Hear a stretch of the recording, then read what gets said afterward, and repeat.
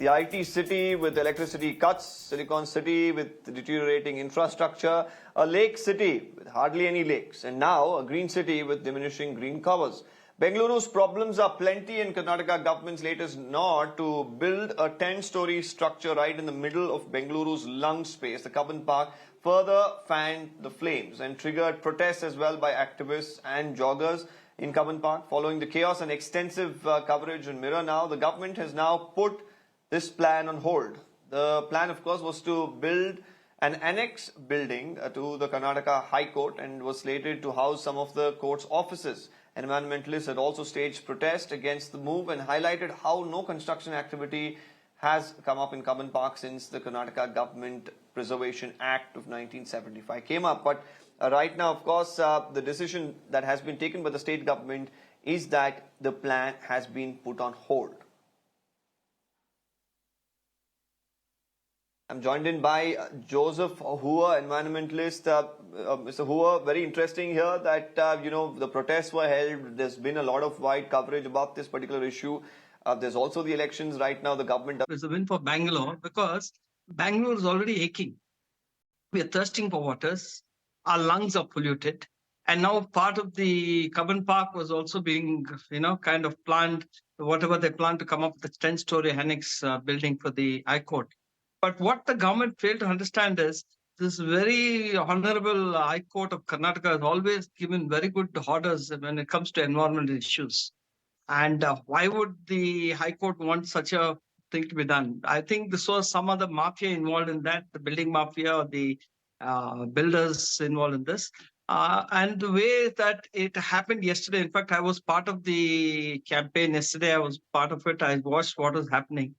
And not many people turned up. Unfortunately, we didn't see the crowd that should have been there.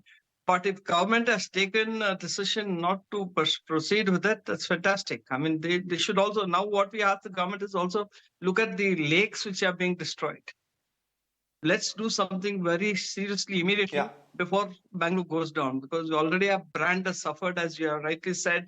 We have had infrastructure issues, traffic issues, any number of problems in Bangalore. Bangalore was once called the Garden City. Now it's almost virtually a garbage city. I mean, if you look at it, we have lost 80% of our green cover. We lost 70% of our lakes. So we cannot be affording to lose even one tree in Bangalore at the state where we are in a climate crisis, and it is real. But it is impacting Mr. us. Hoover, sometimes, there are people, who of course don't want to say it while issues like this come to the fore. But, while the government has just been following directions that came in from the Karnataka High Court in 2019, has also said that all aspects to protect the environment, to protect the green cover in Cubbon Park will be followed. This is an important building that needs to be done, because at the end of the day, the High Court has a lot of volume in terms of cases. The staff needs to be increased. They need to work very close to the High Court. And if they could find a way where without cutting any trees, they could construct this building, isn't that also going to help the people? So aren't there like two sides to really look at this issue? I mean, if you look at it, how are you going to construct a 10-story building without cutting down a tree? I mean, at this stage of our life, I mean, when we are in deep crisis, even a blade of grass is very important for us. We need to protect everything. So if you're going to build a 10-story next year without cutting a tree, that will be a humongous challenge. I think only it can happen in Uranus or Venus somewhere. It cannot happen here. I mean, see, we always appreciate So you're saying that you do not believe that this proposal by the government will actually bear fruit in the way it should? Because if the government is confident, or if the idea that came out, or the proposal or the DPR suggested that they will not be chopping any tree, isn't it hasty to think that, they will eventually do it, because it's impossible? Because there is a plan that has been put for. The only reason I'm putting out this argument is because at the end of the day, yes, the environment is very important and there is no two ways about it. But at the end of the day, if they can do something without actually causing any damage, and if it's important, especially considering the fact that the caseload is so high on the high courts, there is need, of course, for a little more space. And if this could actually be accommodated without affecting the environment, it's a good thing to do.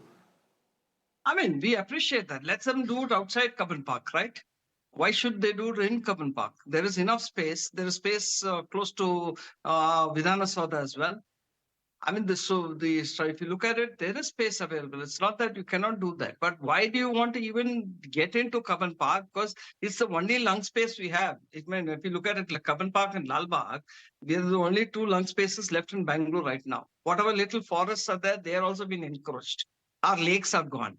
Now it's look, if they're going to go ahead with this program, in this project, it looks like Bangalore will be losing one more lung. So we'll have to breathe with one lung. Already we are a polluted city. We are in a crisis now.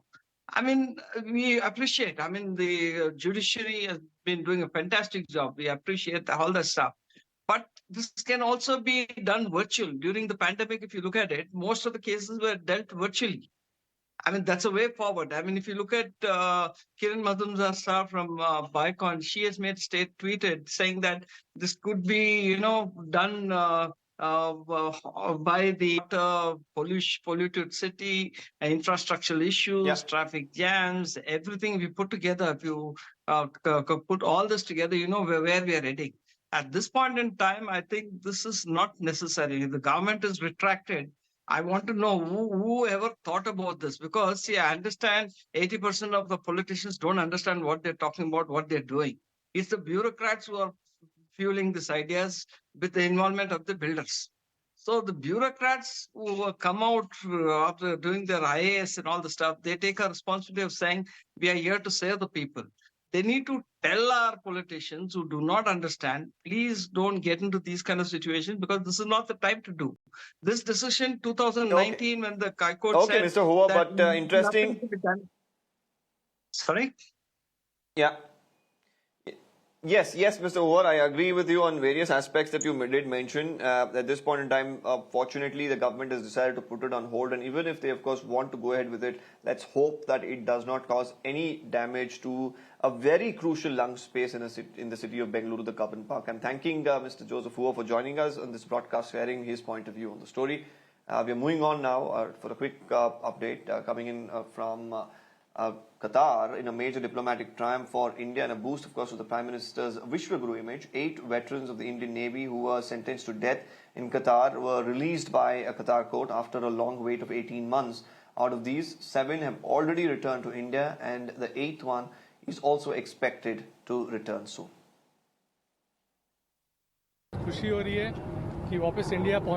Released, and we continue to work with the Qatar government to see how quickly his return to India would be possible.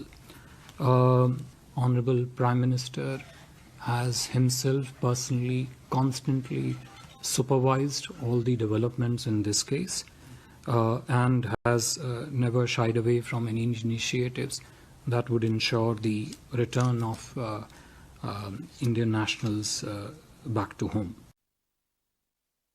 Well, the MEA also announced that Prime Minister Narendra Modi will be visiting Qatar on the 14th of Feb to further strengthen bilateral ties between the two countries. Well, that's it from me for today. On the other side, you have the urban debate coming up. Stay with me now.